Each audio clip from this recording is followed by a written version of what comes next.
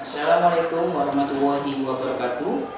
Saya Leli Triuswanto, CGP Angkatan 8, Kabupaten Bondowoso, SMK Negeri 1 Taman. Hari ini saya akan menyampaikan aksi nyata Modul 2.3 Coaching untuk Supervisi Akademik. Rangkaian supervisi yang saya lakukan: pertama, pra-observasi; kedua, observasi pembelajaran; ketiga, pasca observasi; dan keempat, dokumen supervisi.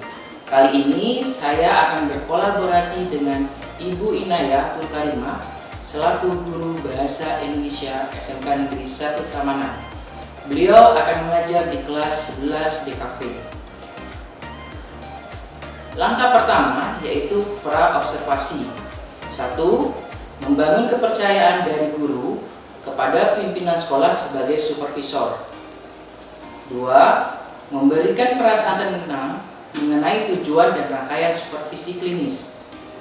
3. Kesepakatan yang dihasilkan mengenai aspek-aspek pengembangan yang akan disupervisi, memberikan rasa percaya diri dan motivasi internal karena guru merasakan keterlibatan aktif. Kedua, observasi pembelajaran. 1. Observasi adalah aktivitas pengamatan oleh supervisor pada saat guru melaksanakan pembelajaran di kelas. 2. Mengambil data atau informasi secara objektif mengenai aspek pengembangan yang sudah disepakati. 3. Pengamatan oleh supervisor menggunakan instrumen yang telah ditentukan sebelumnya dan fokus pada sasaran yang sudah disepakati. Berikutnya, pasca observasi. Memahami tujuan percakapan dan saling percaya akan tahapan kegiatan yang berlangsung. 2. Supervisor dapat menggunakan model percakapan untuk refleksi dan percakapan untuk kalibrasi dengan menggunakan data yang telah diambil pada saat kunjungan kelas. 3. Supervisor memberikan ruang bagi guru berefleksi pada saat analisis hasil data observasi dan dapat menemukan sendiri area pengembangan selanjutnya. Berikutnya adalah dokumen supervisi yang sudah saya siapkan. Yang pertama, lembar catatan percakapan pra-observasi kelas. 2. Lembar catatan percakapan pelaksana observasi kelas. 3. Lembar catatan percakapan pasca observasi kelas. 4. Lembar rencana pengembangan diri. Dan 5. Lembar refleksi diri latihan coaching. Itulah aksi nyata saya pada modul 2.3. Terima kasih atas perhatiannya. Assalamualaikum warahmatullahi wabarakatuh. Salam merdeka belajar dan bahagia. Assalamualaikum Bu Naya. Waalaikumsalam warahmatullahi wabarakatuh. Gimana kabarnya Ibu? Alhamdulillah luar biasa. Ya, alhamdulillah kalau begitu Ibu. Katanya Ibu besok kita rencananya akan merencanakan supervisi kelas. Apa yang sudah Ibu persiapkan?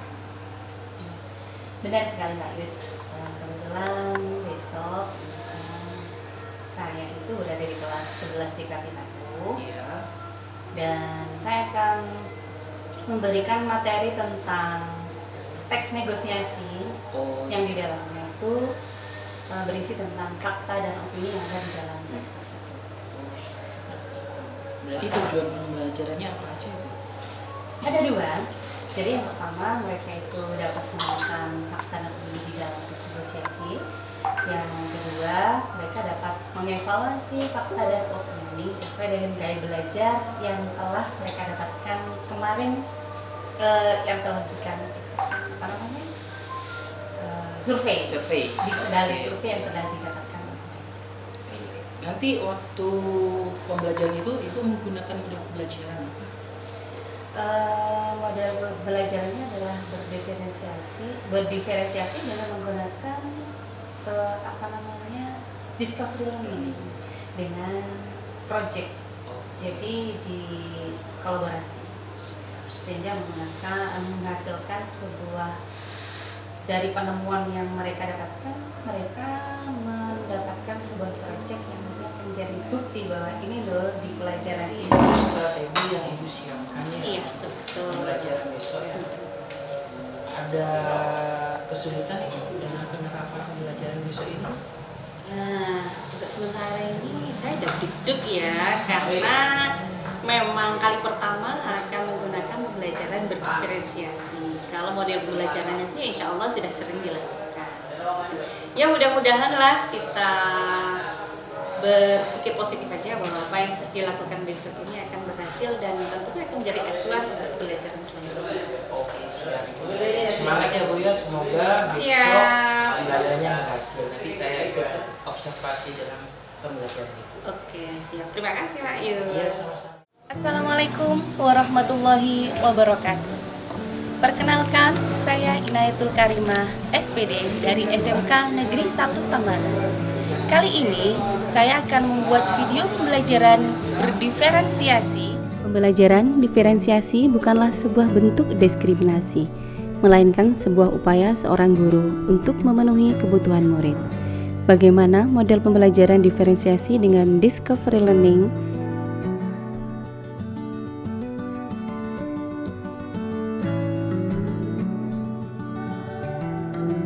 Mari kita simak bersama tayangan berikut ini.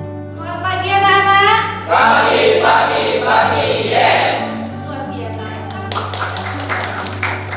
Guru mengawali kegiatan pembelajaran dengan salam dan doa bersama, menyiapkan keadaan kelas yang kondusif dengan menanyakan kabar dan mengecek kehadiran siswa.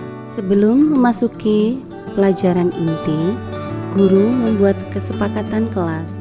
Seperti biasa, sebelum kita melakukan pembelajaran, kita akan melakukan kesepakatan kelas terlebih dahulu. Tidak usah banyak-banyak, mungkin cukup 3 jam, tapi kita patuhi dan kita lakukan selama pembelajaran.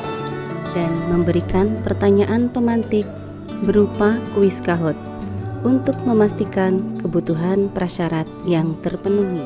Setelah itu, guru menyampaikan tujuan pembelajaran yang akan dicapai. Kalian terlebih dahulu harus tahu tujuan pembelajaran kita di materi hari ini apa. Tujuannya hanya ada 2, yaitu 1, kalian nanti dapat menemukan fakta dan opini dalam teks argumentasi yang nantinya akan ditayangkan dalam materi. Yang kedua, kalian dapat menuangkan fakta dan opini tersebut sesuai dengan gaya belajar yang telah diberikan, sesuai gaya belajar seperti angket yang telah diberikan kemarin kepada kami. Di pertemuan sebelumnya, guru telah menyebarkan angket untuk mengetahui gaya belajar siswa, dan hasil angket yang didapatkan ada 3 gaya belajar siswa, yakni kinestetik, visual, dan auditorial. Selanjutnya, berdasarkan sintak model pembelajaran discovery learning, maka siswa diberi paparan materi dan contoh teks argumentasi dalam bentuk video. Diberikan dalam bentuk yang diinginkan, bisa dalam bentuk tulisan, dalam bentuk gambar, dan dalam bentuk video.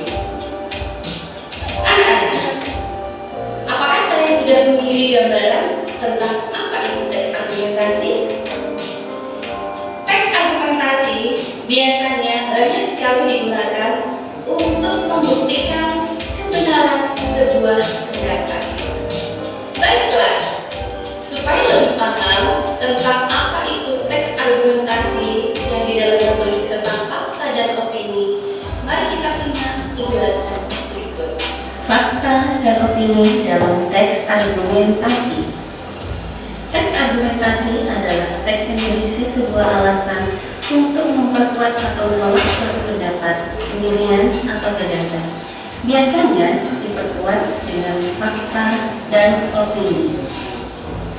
Adapun struktur dari teks argumentasi adalah 1. Pendahuluan yang bertujuan untuk menarik perhatian pembaca.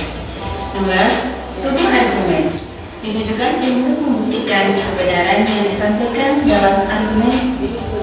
Yang ketiga adalah kesimpulan atau ringkasan, bertujuan untuk membuktikan kepada pembaca bahwa kebenaran yang disampaikan melalui proses penalaran memang dapat diterima sebagai sesuatu yang logis.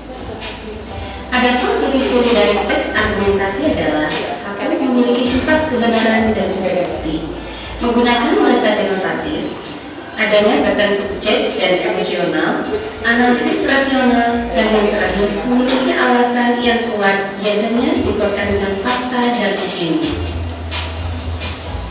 Fakta memiliki makna adalah hal yang benar-benar terjadi. Ciri-ciri fakta adalah: satu, kebenaran informasi dapat dibuktikan. Yang kedua, berisi data-data kuantitatif dalam kurung angka maupun kualitatif dalam kurung pernyataan yang akurat.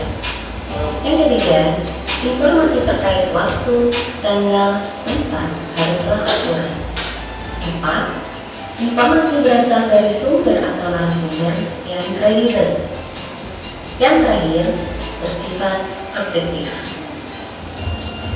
Opini adalah pendapat seseorang tentang suatu hal. Ciri-ciri dari opini adalah sebagai berikut. Yang pertama, opini dapat merupakan pendapat yang benar maupun salah. Kedua, opini bersifat subjektif, yakni tergantung pada kepentingan tertentu. Ketiga, opini disertai pendapat, mulai penjelasan, alasan, saran, dan lain-lain untuk mendukung opini utama. Kelima, opini tidak memiliki narasumber karena berasal dari dirinya sendiri. Dan yang terakhir, biasanya ada kata seharusnya, menurutku, meskipun, sepertinya, dan sebagainya. Berikut contoh dari teks argumentasi. Jumlah kasus infeksi virus corona di Indonesia kian meningkat. Bertambahnya jumlah kasus ini membuat angka infeksi COVID-19 di Indonesia menembus angka 1 juta. Sudah seharusnya kita patuh terhadap protokol kesehatan yang telah ditentukan pemerintah Indonesia. Protokol kesehatan ini ditujukan untuk mencegah penularan virus corona dan meminimalisir bertambahnya angka kasus infeksi. Protokol kesehatan tersebut meliputi menggunakan masker, rajin mencuci tangan, serta wajib menjaga jarak. Hal ini bukanlah hal yang mudah, karena bukan merupakan suatu kebiasaan untuk kita semua. Namun, kita harus bekerja lebih keras lagi untuk selalu mengingatkan diri sendiri. Setelah materi dipaparkan, maka dibuka sesi pertanyaan kepada siswa. Bu, saya mau bertanya. Boleh, Dila, mau tanya apa? Saya tidak mengerti dengan pertanyaan ini. Oke, anak-anak, ini teman kalian Dila ada yang bertanya. Belum mengerti apa yang ditanyakan di dalam pembelajaran tadi. Kegiatan selanjutnya dibagikan lembaran kertas untuk menuliskan fakta dan opini yang ditemukan dalam contoh teks argumentasi yang telah ditayangkan. Pada tahap berikutnya, setelah siswa menemukan kalimat fakta dan opini dalam contoh teks argumentasi, maka siswa akan mulai menyajikan sesuai dengan gaya belajar yang sudah ditemukan. Kemudian hasilnya dikumpulkan dalam bentuk file. Sebelum pelajaran diakhiri, guru melakukan refleksi pembelajaran. Siswa ditanyakan tentang bagaimana pembelajaran yang telah dilakukan hari ini. Kemudian dilanjutkan kesimpulan dari guru. Ini refleksi dari kalian semua. Bagaimana tentang pembelajaran hari ini? Adil?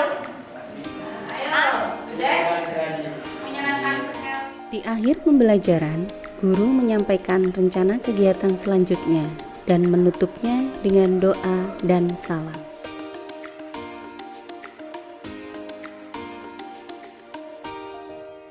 Demikian pembelajaran diferensiasi dengan model discovery learning sudah saya lakukan. Semoga bermanfaat. Sekian dari saya. Assalamualaikum warahmatullahi wabarakatuh. Wah, luar biasa. Nano-nano ya. Meskipun notabene saya itu ada yang saya inginkan dari rasa penasaran saya itu terjawab ketika pengkondisian dan perubahan dari hal yang tak biasa. Kok ini kurang begini Bu, ini kurang begini Bu, seperti itu aja. Pendapat mereka seperti apa? Lebih ngena juga karena mereka merasa tidak dekat. Ya, ini berbanyak ya gitu. Jadi ya saya manfaatkan. Selagi meskipun saya tua, selagi saya bisa, kenapa tidak? Tapi Ibu buat YouTube dengan Ibu sendiri sebagai tokohnya. Karena itu sebagai refleksi diri, ini kurangnya di sini, pengembangannya di sini, dan bisa kita lihat lagi perjalanan itu kan gitu ya. Alhamdulillah ada yang ini kurang terhadap anak-anak kecil. Karena di akhir kan anak-anak saya minta untuk project untuk diri kita mencari hal baru mungkin ya. lebih hal baru, terus trik gimana supaya mereka lebih gercep lagi, Mungkin seperti itu. Seperti di awal dikatakan. Oke. Harapannya selalu akan ada diskusi tentang ini. Supervisi yang seperti inilah kita bisa meningkat, bisa lebih gercep lagi tekniknya Bu Inaya. Apa yang mau ditambahin nih? mereka tidak lebih tahu dari saya, tidak lebih tahu apa yang saya inginkan. Dan menggali apa yang sebenarnya ada di dalam diri teman kita untuk dieksplor lagi. Kelebihan mereka itu saling merangkul. Aku akhirnya yang tertanam di dalam pemikiran saya. Kita anggap itu rintangan, ternyata